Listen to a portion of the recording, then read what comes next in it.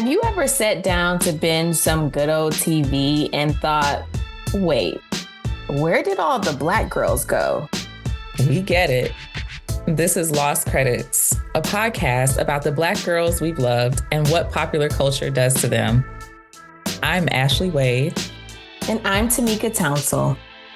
We are professors, Black feminist media scholars, and writers. We started Lost Credits to revive the conversation around representation in media studies. That means we want to hear from you. Get in touch with us after the episode to let us know what you think. And if you head to our website, you'll find bonus features like discussion guides, teaching tips, and recommended reading.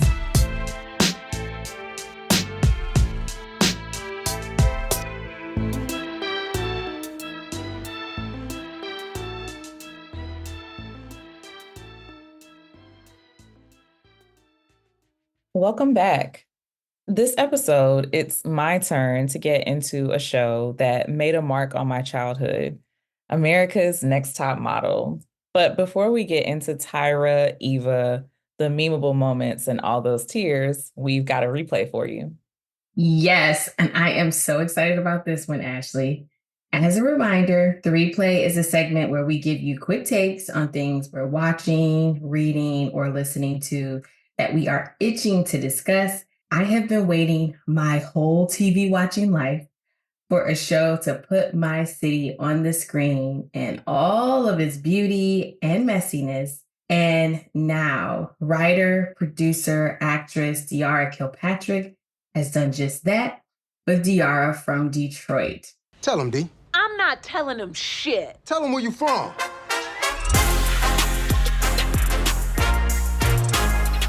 The debut season launched in March 2024 on the Paramount-owned streamer BET+. The series follows Diarra, a 30-something elementary school teacher who moves back into her mom's house when her marriage hits a rough patch. And it gets better. So I said, what are you talking about? And she says, you know what I'm talking about. And I said, I have no idea what you're talking about. And then this nigga asked me what I thought about an open marriage. Oh, hell no. So I said, how do you feel about a closed casket? And that was it. I moved out. I haven't spoken to him in 3 months. You ever had two burglars stare at you with pity? I gotta tell you, it's a bad feeling. You're going through a lot, D. You should talk to my therapist. I'm sorry. Why would I go to a therapist who hasn't convinced you to stop robbing houses? She want to get paid, don't she? Her husband, who is obviously a shot caller and a very big deal, we find out on the show, has suggested that they have an open marriage, and that seems to be a last straw for Diarra. Quick but crucial side note, in case you haven't already watched it and you don't already know this, Morris Chestnut plays her husband. In the premiere episode, Diarra is just beginning to explore what her life might look like without her estranged husband, and is struggling to prove to herself that she has the guts to leave him if she really wants to. She decides that the best thing for her to do to try to move forward is to start dating again. And that's when all the ridiculousness ensues. I've heard Diarra from Detroit described as a little bit insecure, a little bit Atlanta, and a little bit Nancy Drew. Like the city of its namesake, the show is blackety black and combines elements of comedy, drama, suspense, and romance into a genre-defying masterpiece. Look, I trust Black women with my whole heart. So while I usually hold my breath whenever Hollywood decides to give my city some attention, I felt like this story would be safe in Kilpatrick's hands. This is a writer who loved on every single character, giving them depth and a range of feelings. From the bus driver, who's also her neighbor, who's also one of her childhood besties, to the kid who comes to school without their hair done, to the entrepreneurs, and yes, the strippers that appear on this series. Every Black soul that we see in Diarra from Detroit is painted in all the strokes of a full human being. And this cast, from the newcomers to the Miss Felicia Rashad, who makes an appearance in a role that's unlike what we typically see her in, all of the cast manages to find humor in a lot of dark and heavy topics. This is easily the most entertaining series I've seen in a while and a beautiful portrait of Black humanity. Ashleigh, I know you've been watching. What's your take? So I really love this show, and I was drawn in from the very beginning. So the first episode had me waiting for the next one. Once all of the episodes were available on BET Plus, I had to stop myself from looking at the whole season in one sitting so I could have something to come back to. But it was really, really great. I thought that it was a great mixture of comedy and suspense, but also plot and character development, which you already mentioned. And that was actually one of my favorite things about the show was the way that she humanized the characters, especially the Black women characters, and just made them feel so real. You just felt like that could be you and one of your friends, or you and one of your old high school crushes, or you and your husband even, right? So it just was so relatable. Mm-hmm. Even though there are aspects of her life that are totally unrelatable to my own. I also like that she was a teacher because I remember those days of teaching. I was teaching high school and not middle school, but the way that you wonder about certain things, teachers don't get paid that much. And so sometimes you question whether you're in it for the long haul and you have these conflicts about wanting to be there for the students and make things better, but then also realizing that maybe you're not reaching your full potential in terms of your interest and your abilities. And even though I don't think I would have gone the route that DR went in terms of supplementing my teaching job with being a private detective, of my own accord, not getting Right. by anyone to do this, I can definitely understand the tension of the moment that she's in her life. So, her marriage is failing. She's in a career that is maybe not as stimulating as she would like. And so that is also an aspect of the show that I feel is extremely relatable. Yeah. I was reading interviews that DR has done. She's done so many, and she is from Detroit. And if you are from Detroit or know a lot about Detroit, then you'll know that if you look at her last name, Kilpatrick, that you can find out a little bit about her lineage. But one of the things that she says in interviews is I decided to make this show what I know. And I know Detroit and I know Black women. So, what we get in terms of the relatability, in terms of the realness, is coming from her actual life, right? Her lived experience. She grew up in Section 8 housing, which is, publicly subsidized housing in Detroit. She attended Detroit public schools. And I believe that her mother ended up becoming a teacher. So she is writing from a place of deep knowing. And I think that's why we get the layers and the nuance. And we get to see characters who are working class characters who are involved in underground economies. They get a lot of depth, right? There's essentially a gangster on the show who has a therapist and is very much in tune with self-care practices and actually helps her to address some of the ways that she's carrying tension in her body and stress. And so there's a way in which what you see, that's what you get, but it's not the only thing you get, right? We get in this series what people who live around and love Black people already know is that we do have all the different layers, that we are truly multifaceted. I think one of the really important things here that she does in terms of making the character a teacher also is that she taps into something that has been probably one of the most demeaning aspects of life in Detroit, and that is the state of the public schools.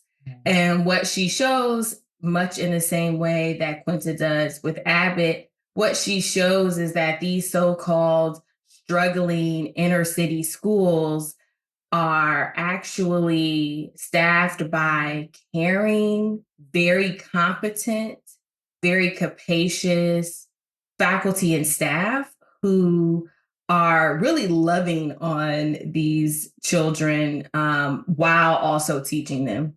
There are some aspects where you get the whole they're watching a movie and that kind of thing. And that's what also makes it realistic, right? She shows that a teacher is not just a teacher, right? So she can also be Nancy Drew in her time after the bell rings at 3:00. So we get the nuance even with her character. And these are some, if I do say so myself, some delicious looking Black people on this series. We have quite a few newcomers or people who we may have seen in supporting roles in other shows. One of the characters who plays her best friend, who is definitely somebody who I think we should be on the lookout for in terms of she's a very versatile actress. We've seen her in a few of Issa Rae's series. We saw her in Insecure. We saw her in Rap Shit. And so she is extending that versatility. We see her in a character. She usually plays the sort of friend that's supportive, but she plays a very ambitious Black woman. And we get a peek into her dating life as well, because she's sort of sworn off men because she is all about securing the bag in this moment in her life. But that kind of doesn't necessarily work out in the way that she wants it to. We also get all of these moments from Black cultural history that come up, like the OJ verdict, Right. which, I won't ruin for the listeners in case they haven't watched this series, which, by the way, please go and watch this series. But that episode comes out right at the time when OJ passed away. Right. So it was this sort of coincidental memorial, I think, for what he meant to Black communities and what that verdict in particular meant to Black communities. But, Diara was like, look, this is just a sign that this series is bigger than me. The ancestors are with us. Right. Yeah, I really love what you said about how she wrote from what she knows, but also the show is rooted in what she knows to be true, but is also deeply imaginative. And I really think that combination of qualities is what makes it so resonant. As a Black woman, as for you, a Detroit native, but for even people who are not Detroit natives, people who understand the way that cities have across the United States have experienced these moments of rise and then decline, particularly cities that are predominantly Black. It's just a great show because it gives us so much in terms of the content of the show, but then also the sociocultural context in which the show is unfolding. Right. The way in which she just takes full license and liberty with fantasy is really great. There are definitely some scenes in this series that are supposed to be serious that are pretty hilarious. And I think that in a sense, she's kind of poking fun at some of the typical approaches to storytelling in Hollywood. There's all these ways in which this show kind of feels like an inside joke between her and Black viewers. Right. And she, of course, like every good creator and executive producer says, this show is for everybody, but it's unapologetically Black, right? So and it's unapologetically Black. So everybody's welcome to the party. This is a Black party. Right. It's a party steeped in Black experiences, steeped in Black cultural histories, steeped in Black expressive cultures. And when she says Black, she means it in all of its heterogeneity, right? There are so many different classes of Black people that we see on the series. There's different ages of Black people that we see on the series. There are Black people who have very different approaches to life, right? They're motivated by different things. And that too is a part of what it means to be Black, right? Is to defy any sort of box that society might decide to put you in. So I really think it's a masterclass in how to tell stories well. Look, just subscribe to BET Plus real quick. Get you that 7-day free trial. Watch the show. You will not be sorry that you did. Amen.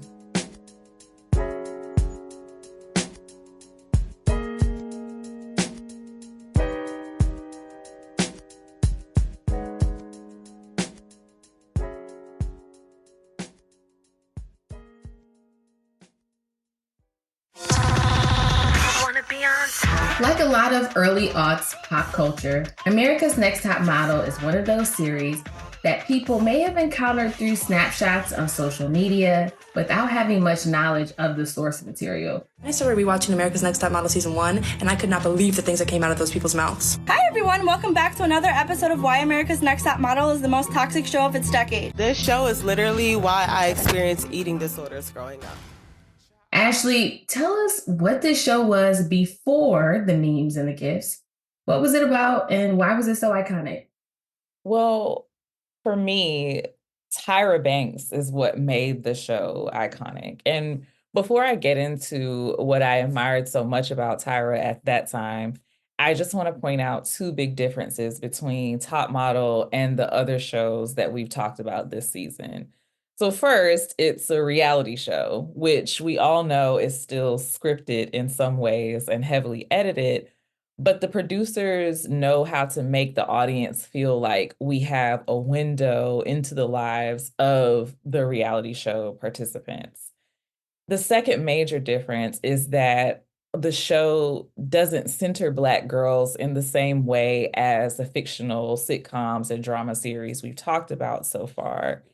However, to go back to Tyra making the show iconic, her presence as the show's host and executive producer is what made it appealing to Black girls like me.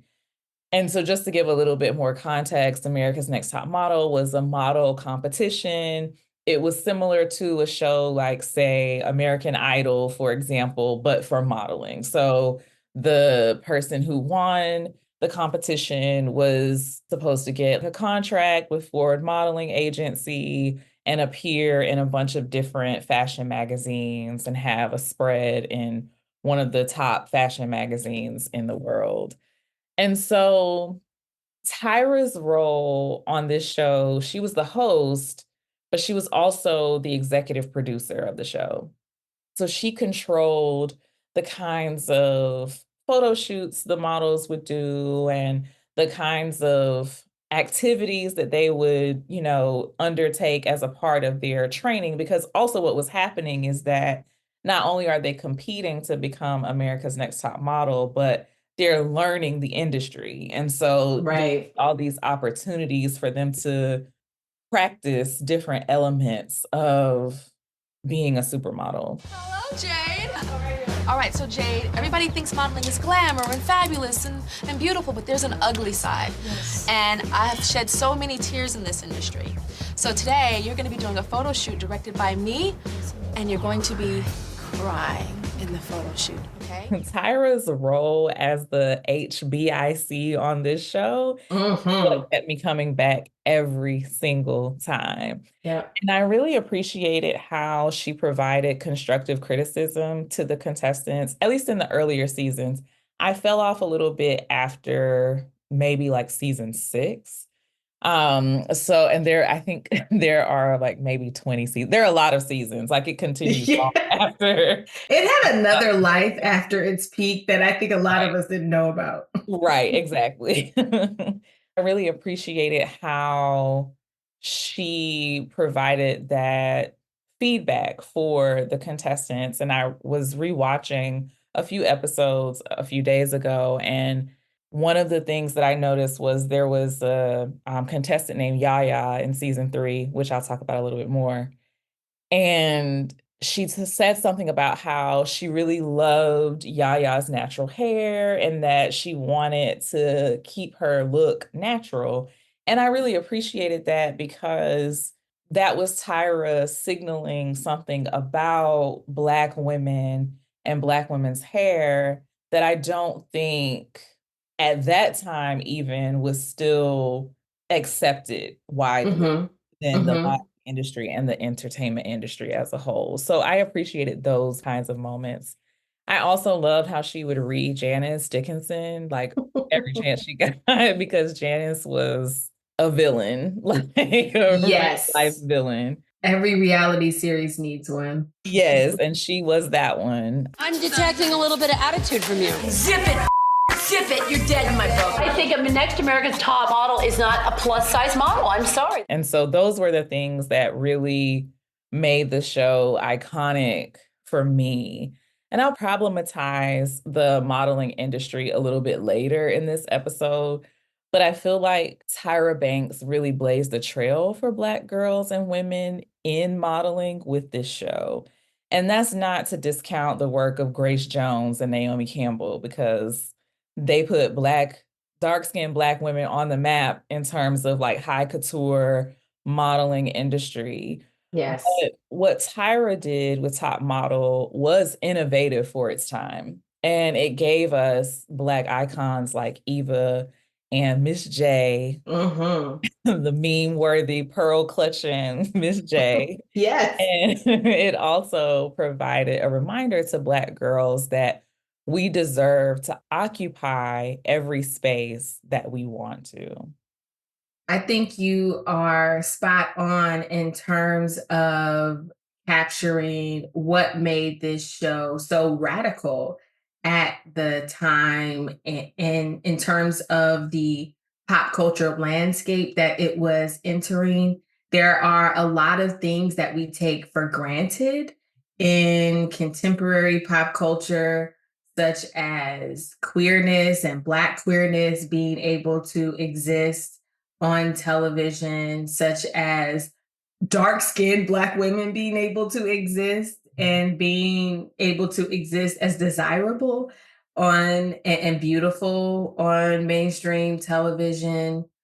All of that is really something that the culture industries are just warming up to for it to be considered normal. So depending on when you were born and what it is a part of your kind of media diet, you may not have an appreciation for what it was like before, okay?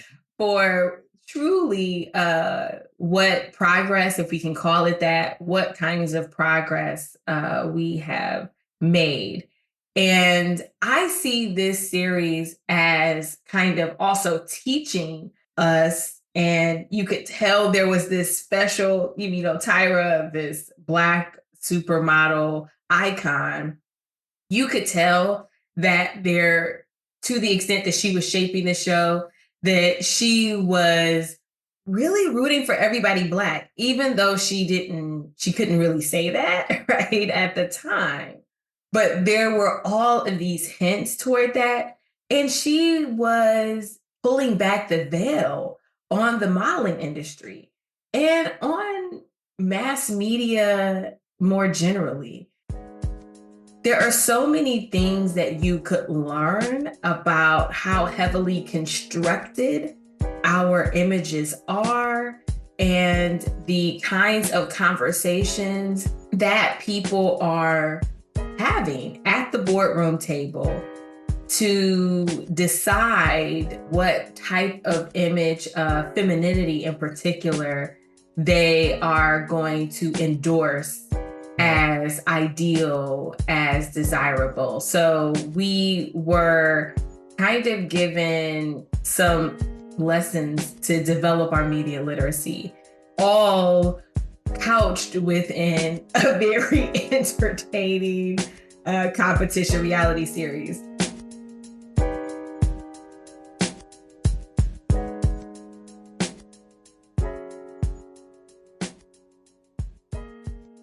So now that we've talked a little bit about the significance of the show, let's get more into the affect. How would you describe your first time watching Top Model?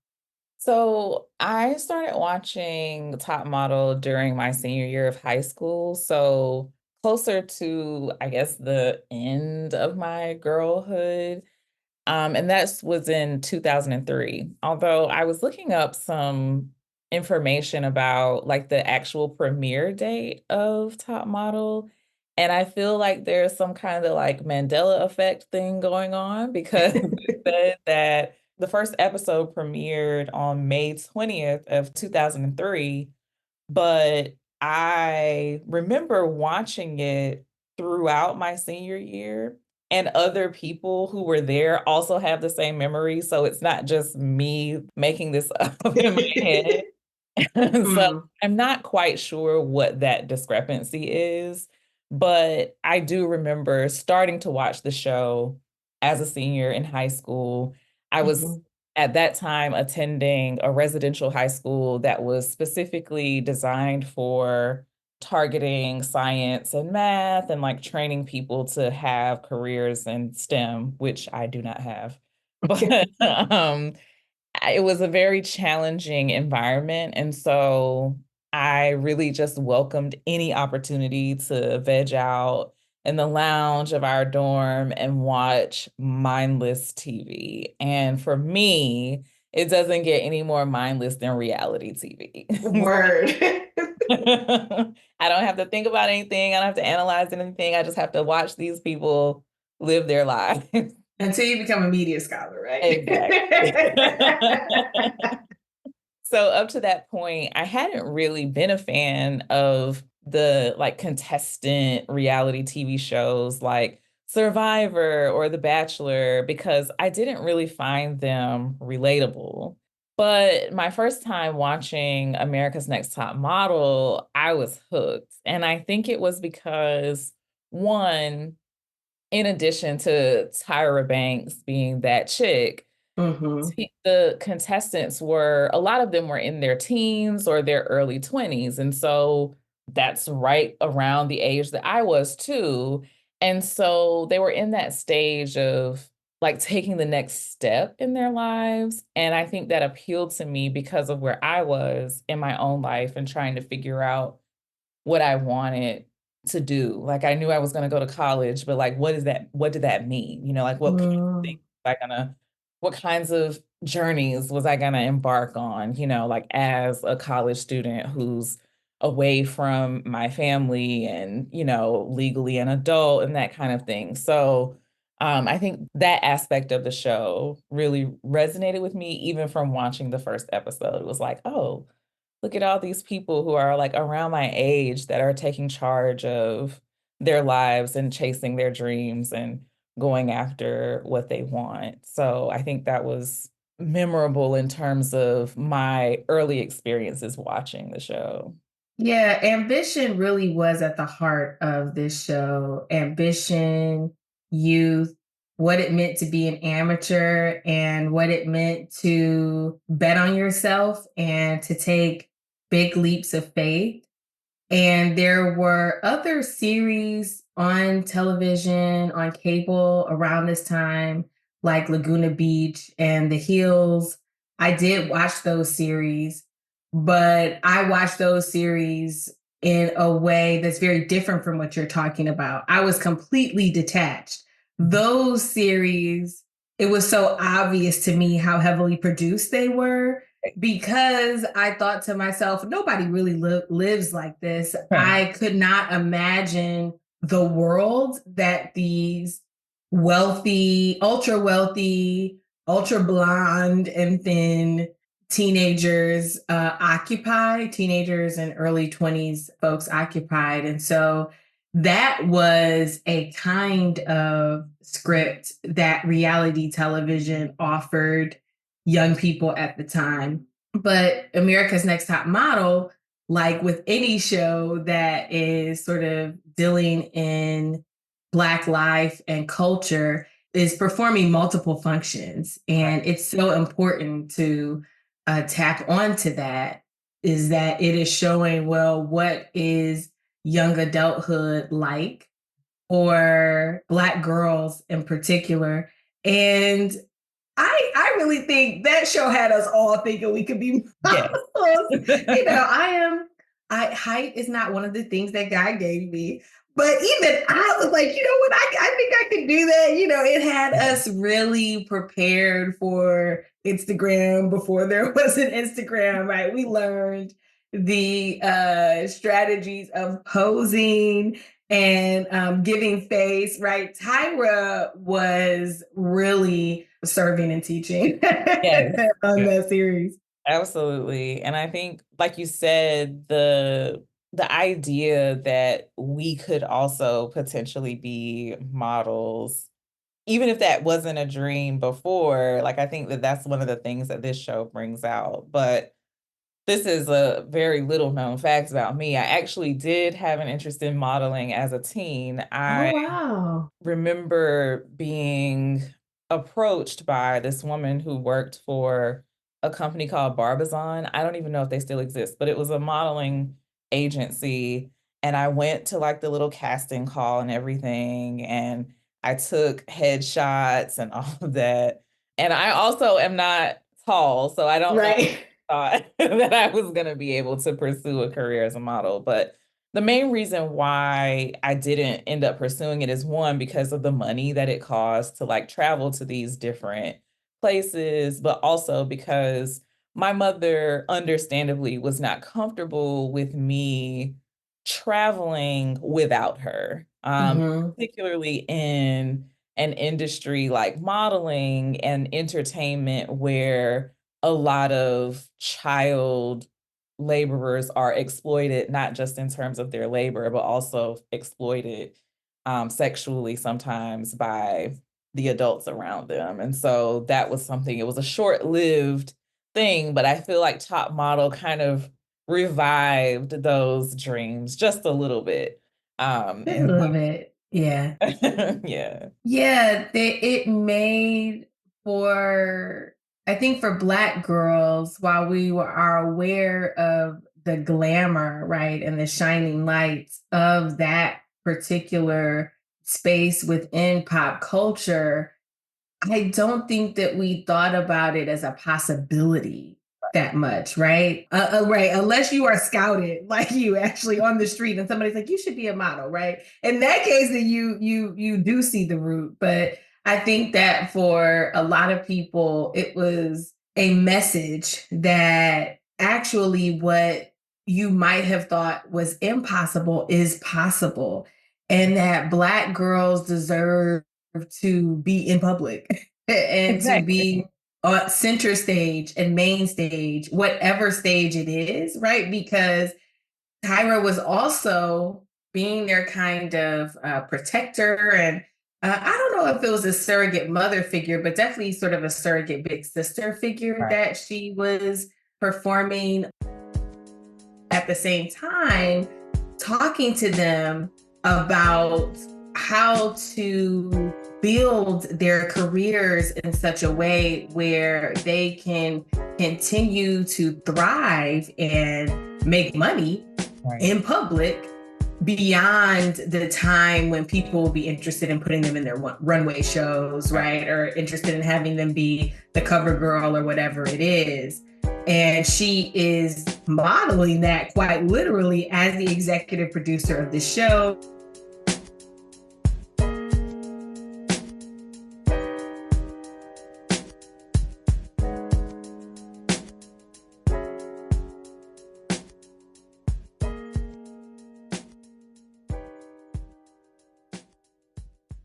Did you have a favorite contestant on the series from a particular season? And if you did, what drew you to them? Yeah, so I would say that my favorite contestants were Yaya from season 3 and Danielle, who now goes by Danny, on season 6. So one of the things that I talk about in very briefly, but that I talk about in my book, Black Girl Autopoetics, is how early I started reading teen magazines, specifically 17. So like I was 9 when I got my first issue of 17 magazine. And I was obsessed with magazines, but especially teen magazines like 17, Teen People, Teen Cosmo, all of those types of magazines.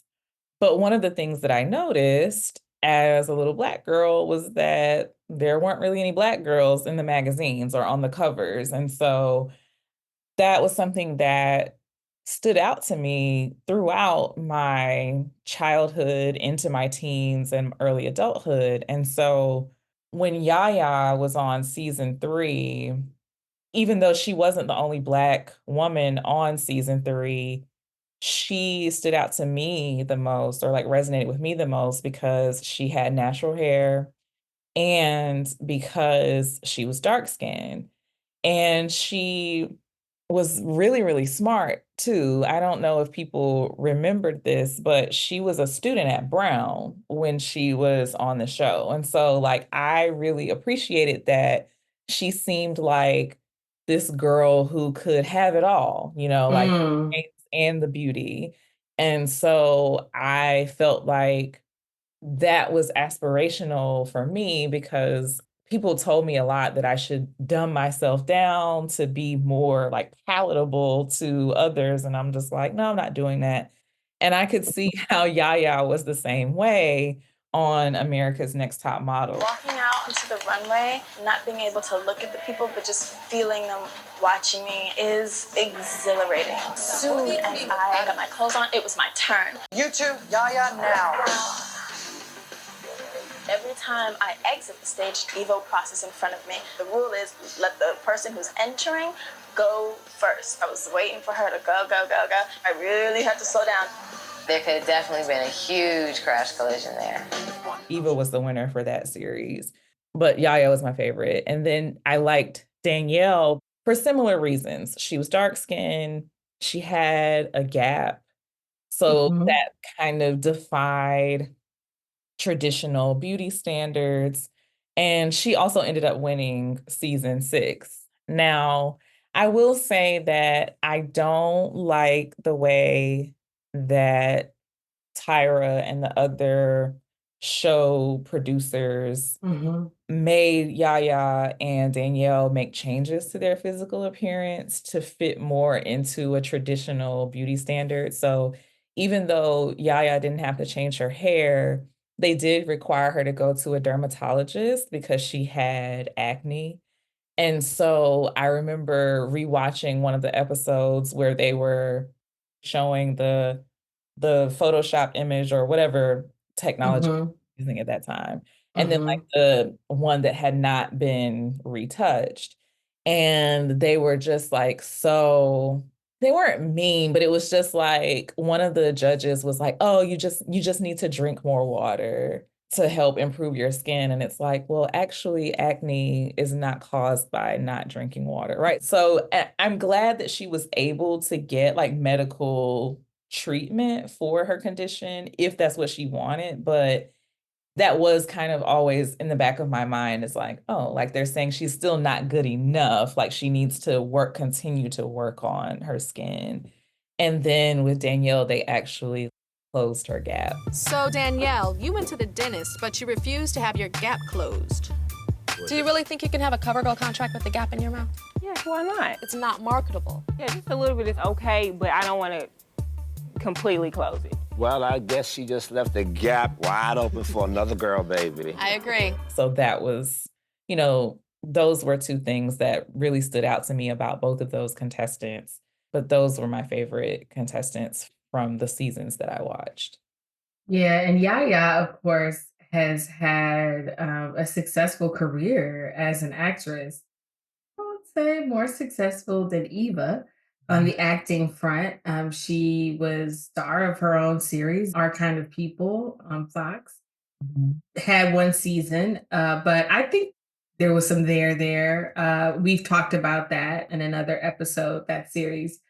But she has been able to be strategic, I think. And so despite not winning, she got what she needed, right? And she got that launch. She was able to build a platform to serve her. And that's something that these reality competition series like this, like American Idol, demonstrate. Sometimes the people who almost win but don't win have a better career, right? One of the ways that we get really good reality TV is because you have these producers who are storytellers, but also like provocateurs. They are professional mess starters. And but the emotions that are real, right? When it's a good producer, the emotion that we see on camera is coming from a very visceral place. And I think that America's Next Top Model is showing us that.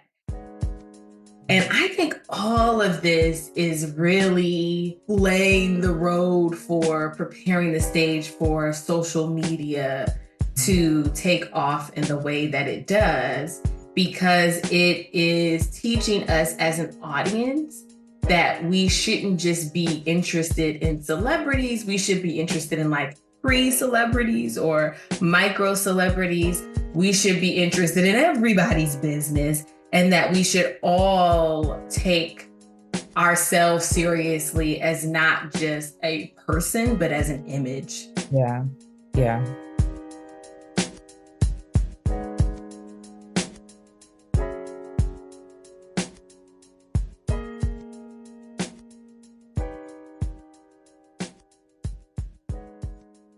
So are there episodes, we talked about a few different scenes that stood out to you, but are there any episodes that you want to talk about that you found particularly memorable? Yeah, so really all of season 3 was memorable because that was the season that gave us Eva as the winner, but also there were 3 other Black women on that season. So there was Yaya, who we just mentioned, was second place. Then we also had Takara, who was on the show, and she was the plus size model, even though I have a lot of comments about that later in the episode. And Kelly, who made it through about half of the season before being eliminated. So that whole season, I really got into. I think that was probably the season that I watched the most avidly. And then another memorable episode, and I was trying to go back and find the season that this happened, was when Janice told one of the contestants that she had gained too much weight. And she specifically made a comment about the person's stomach, like poking out a little bit. And mind you, like y'all, if you've ever watched this show, these girls were wearing like a size 0. You know what I mean? So like to say that their stomach is poking out is just ridiculous. And so one of the reasons why it's hard to remember the specific episode is because Janice was so fat phobic. Yes. even though none of the contestants, even the plus size ones, were fat. But this particular moment must have sent Tyra over the edge because she like starts yelling and like pointing her finger at Janice and is like, "You're the reason why girls have eating disorders." And that really stood out to me because one, I thought it was powerful to take a stance against the kind of rhetoric that tells girls that they're fat because one, there's nothing wrong with being fat, but also the girls on this show were not. And so like creating that kind of body image issue, body dysmorphia is really insidious. That stands out as like a favorite moment to me because I just appreciated Tyra standing up for the contestant in that context.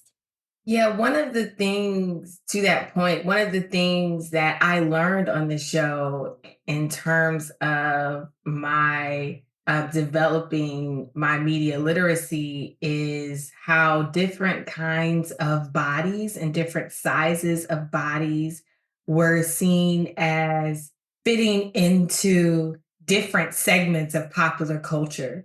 So one of the things that they would talk about on the series is runway, which was a certain aesthetic, versus editorial, which is a different kind of aesthetic, right? Because it's you on the page, it's you selling the clothes by how you look on the page, or selling the cosmetics or the perfume or whatever, versus what it might mean to be a Victoria's Secret model, right? Where you have to have the curves in all the right places kind of thing.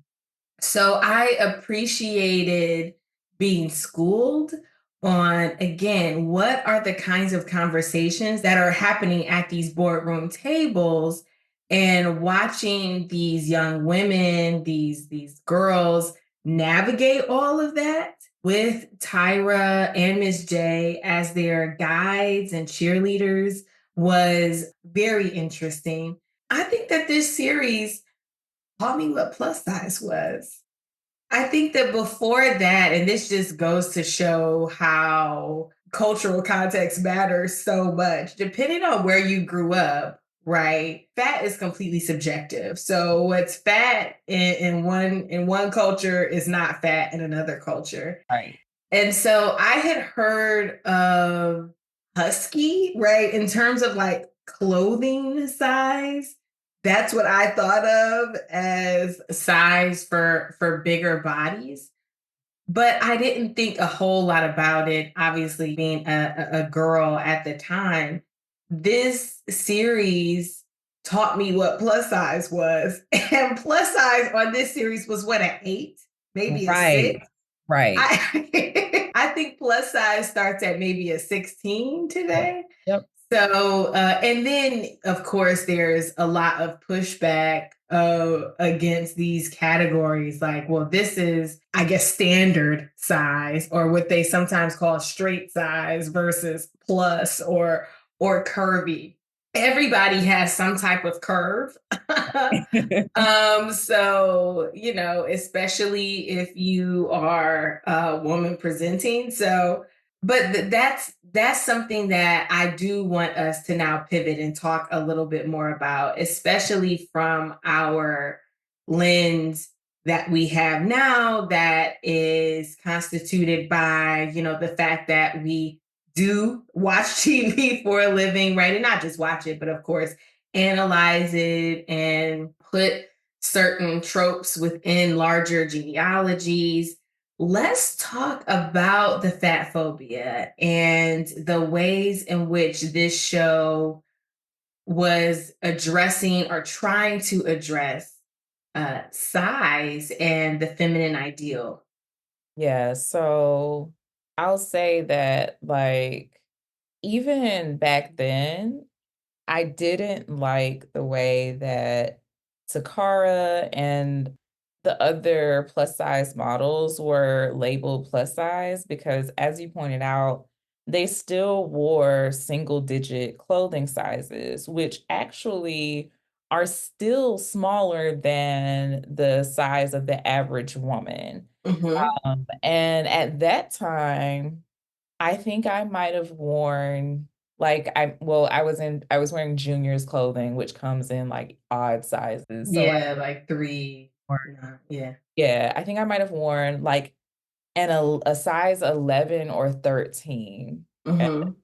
And I thought I was fat. And then like looking at models who are wearing a size 8 be labeled as plus size was like, well, hold on now, because like they're still smaller than I am. So how is it that they're supposed to be the representatives for people who are curvier or heavier, in which at that time I was not like, by whatever standards, whether we're talking about society standards or BMI, which is racist, but that's what doctors use to measure, whether or not you're overweight.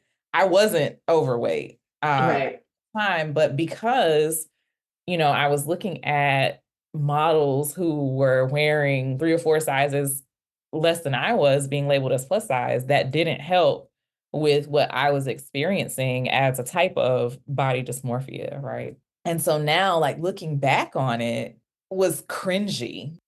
There was one episode in season 3 that I was looking at where one of the models was basically admitting to having an eating disorder. Like, she shared in confidence with one of the other contestants that sometimes she would throw up after meals. And the person told other people, which was like really crappy to do. But like it came out, among the contestants, and they were like filming conversations that they were having about this contestant having bulimia. And the contestant addressed it and was like, I don't have an eating disorder because it's not like I'm throwing up after every meal. I'm just obsessed with my weight. And so that, the fact that they were filming this girl's eating disorder was just bothersome to me, knowing what I know now about body image and what I know now about how eating disorders impact girls and young women. It was hard to watch because it's like, y'all need to be helping her, not filming her and exploiting this experience for ratings. So that was one of the things that I noticed when I look back at the show, was just how problematic so many aspects of what these women were learning in a kind of unwritten script. Just very problematic lessons that I'm sure many of them had to unlearn, when they got older in order to actually survive. And so I think that, when I look back at it, this show is a good example of how more representation is not automatically radical or transformative. And so I feel like while the show gave us more Black women on screen, like I just mentioned, I loved seeing, 4 Black contestants on season 3. But now I look at it like, well, what was the cost to them and to the girls who look at or look to these women as role models? And so because the show didn't really do anything to challenge beauty standards, I think that that's what really takes away from in hindsight, takes away from like the transformative nature of it. In a statement to Impact, Ken Mock, in part, told us, quote, when Tyra and I created America's Next Top Model in 2001, we wanted to use the series as a tool for positive change. Tyra and I had one goal in mind, to change the definition of beauty. Back then, the fashion industry lacked any sort of real diversity. How are you? I am great now that you're Tyra here. talked about the recent backlash in 2020 on Tamron Hall. I was trying to push boundaries, but was also torn to like try to make sure that these girls could work, so it was a balance. It was like, oh, break beauty barriers, but yeah, I can break them all I want on the show. They'll graduate from the show and they won't work. Right. I wouldn't say that it's necessarily a regret. I think it was just wrong. I think it just shows that ultimately the goal was to pick a top model within pre-established standards of the modeling industry versus like pushing back against what and who is considered beautiful. Yeah, that tension that you are explaining there is so common in Black girl TV spectatorship. We are constantly grappling with our appreciation for and delight in being able to see some type of reflection of ourselves on our screens, and at the same time having to process the problematic tropes and ideas that always accompany those images, right? So representation is never enough. We are having to think about the kind of representation, not to mention the business side of being a reality TV contestant and the promise of what that kind of visibility will get you, right? What you'll gain from subjecting yourself to that kind of exposure versus what it means to be able to reconcile the fact that just yesterday you could walk down the street and nobody knew who you were. And after being on this series, you lose some sense of privacy and anonymity. And sometimes the payoff isn't that great. I don't think that we think of reality TV, especially because it's supposed to be just a recording in a sense of one's real life. We don't think about the cast of these shows as laborers, but they are indeed laborers. And when they show up, whether it means showing up, waking up in their own homes, or, you know, in the house that's been provided for them, whatever, that's work. That is a workplace. And so the thing that I think we're able, or something we're able to get out of the conversations that some folks are having now in public, is helping us to develop a more critical view toward not just what the images meant to us as viewers, but what it meant to be involved in producing those images. And there's problematic things on both sides. Yeah, I totally agree.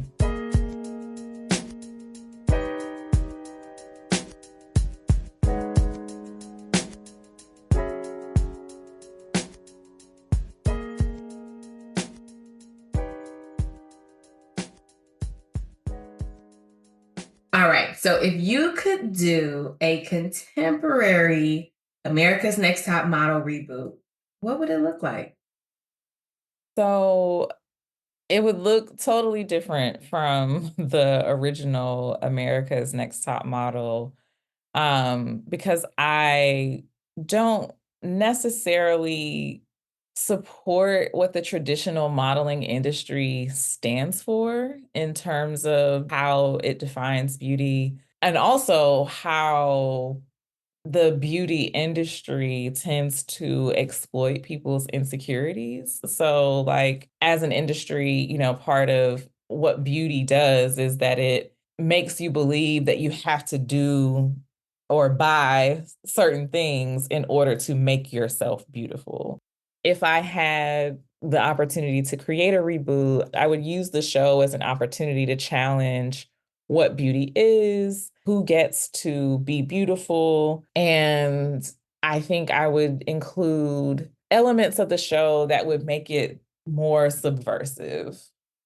I don't know if you've ever seen one of Rihanna's Savage Fenty fashion shows. Yes. And I think, and don't get me wrong, like, there's problems with that brand too. So I'm not trying to say that that's like a subversive radical brand. But one thing that I really liked about when I watched the fashion shows that I have watched is just the range of body types, the range of skin colors, hair textures, just there's so much there, right? And so I think that a show like America's Next Top Model, a reboot anyway, could play around with how do we show like the most expansive versions of humanity and beauty, and not in a way that's just checking off diversity boxes, because really the only reason why they had these so-called plus size models on the show was because, Right. to say that they were including, plus size models. So I would just make it a show that is more about humanizing the contestants and also like still providing opportunities for them to build a career without exploiting their insecurities or their perceived flaws. I love that. And as you were describing this, genre defining show, I think I would add to it an array of different fashion and beauty Black owned brands. Yes. Because one of the issues with the show, and this is something that Tyra will fall back on repeatedly, is look, I'm trying to prepare you for the industry as it exists. And the industry exists in a particular form in part because of the other actors that are involved, which include the designers, which include the beauty brands. And now we have so many different Black creatives who are leading, traditionally white European, like haute couture brands. I'm thinking about Pharrell at Louis Vuitton. And then we have Black people who are leading up their own brands, right? Their own independent brands in the beauty industry and in the fashion industry. Right. So, how wonderful would it be to say we are rejecting not just the norms of the fashion industry or the modeling industry as it exists, but we are changing, who models exist for, right?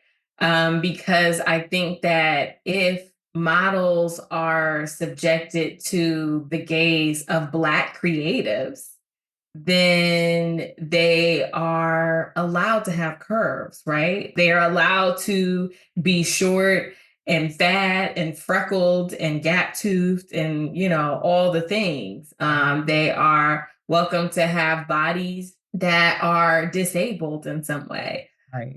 Visibly disabled in some way. I'm thinking about what in its later years, as it existed as a Prime series, what Project Runway did.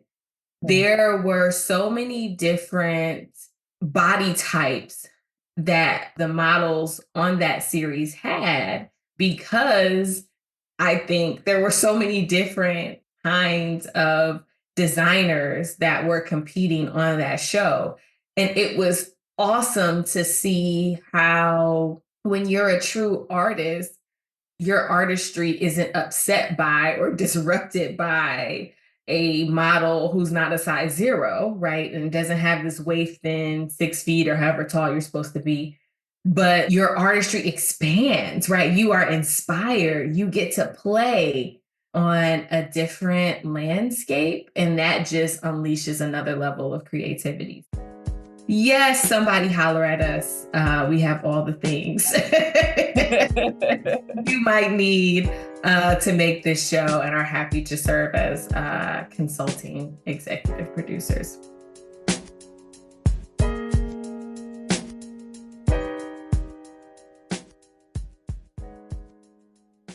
All right, so the last question that I have for you, Ashleigh, is how did this show shape you? Yeah, so I think I want to answer that in terms of how it shaped me then and how it shapes me now. When I was watching it as a teen, as a young adult, I think it had a really profound impact on what I saw as possibility for Black women in media. Like, I saw Tyra Banks as someone who was taking charge of her career and its transitions because, as you pointed out earlier, models don't really have a long career when it comes to being out on the runway and doing fashion photo shoots. And so I saw her as someone who was unafraid to try something new. And then she was actually successful at it, at least with the top model show. I'm not going to talk about her music. Not the music career. Right. And so I didn't necessarily want to follow her path in terms of hosting or producing a TV show, but I knew that I wanted that type of say and control over my own success, however I might define that. And so that's how it changed me or shaped me back then. Now, even though I respect the way that Tyra innovated with this show, discovering the harmful things that she let slide or sometimes even actively encouraged just helps me to remember that we can't be complacent with Black faces in high places. That's no shade to Tyra because I'm not saying that she had control over every single aspect of the show. Like, there's some things that I'm sure that she did because she was receiving pressure about ratings or things like that. It's not necessarily an excuse, but I do appreciate the fact that she was one of very few Black women in the space that she was in during the time that she was producing this show. So I'm not trying to like throw shade to her. But I do want to just be mindful of the fact that when we do have power as Black people and as Black women, it can't just be power in name, right? Like, we have to do what we can to make other people's lives better and to make whatever environment we're in, whether we're in, media production or whether we're in academia or whether we're activists, like, we have to work to make the conditions better for the people who are in it right now, but then also the people who will come after us. So I think that's how I would describe the way that the show shapes my thinking now. I love that. We have to be mindful of the why behind the power grab. Why do we want power in the first place? Why do we want representation in the first place? And what do we plan to do with it if we get it? Yes. Well said.